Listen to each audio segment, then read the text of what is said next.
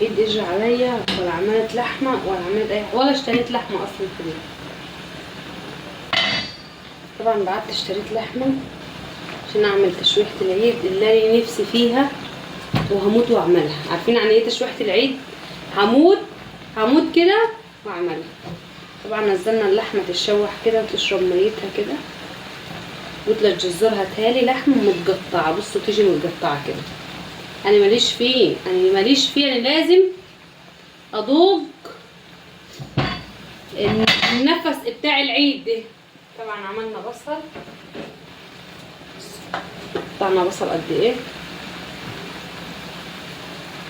يعني. بصوا كله كوم وهي حاجه واحده كوم واحد بس.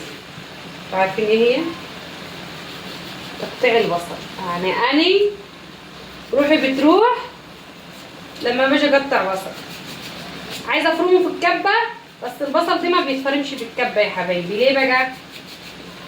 لازم البصله تبقى كده. بصوا لازم تبقى كده وتفتحها كده. لازم البصله تبقى معموله كده. انا خلاص حاسه نفسي ان انا هروح روحي راحت مني وعيني بتوجعني من عمايل البصل.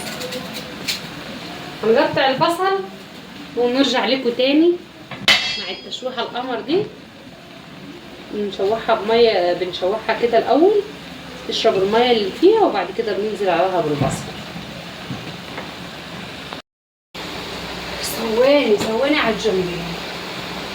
طبعا خرطنا البصل اهو بعد اللحمه، بصل الفلفل كده.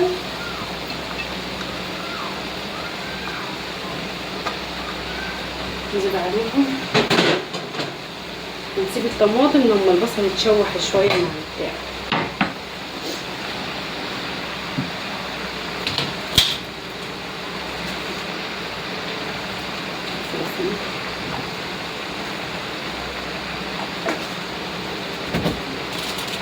ملح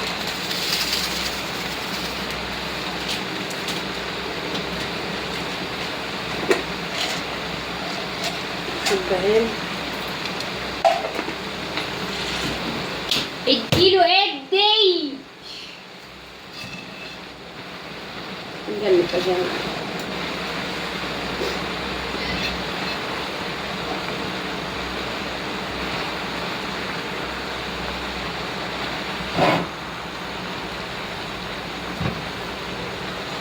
اديله ادي دي ولا بلاش؟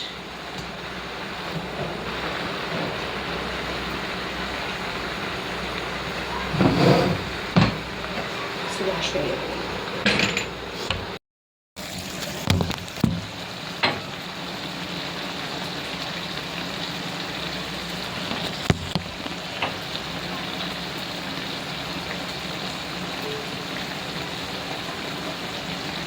بصوا يا جماله يا جماله يا جماله.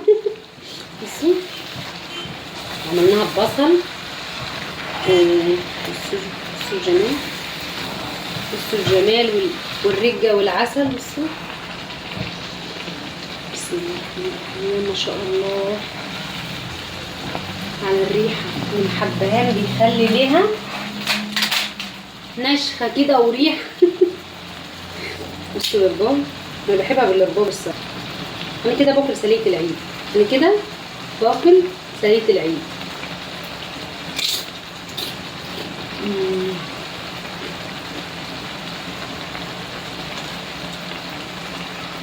نجربها بالعيش. لا اقسم بالله طعمها تحفه. بس العيش ريحته وحشه مش عارفه ليه كده. عندي في الثلاجه بقاله اسبوع بس هيتاكل. ايه رايك في ريحتها يا لوسي؟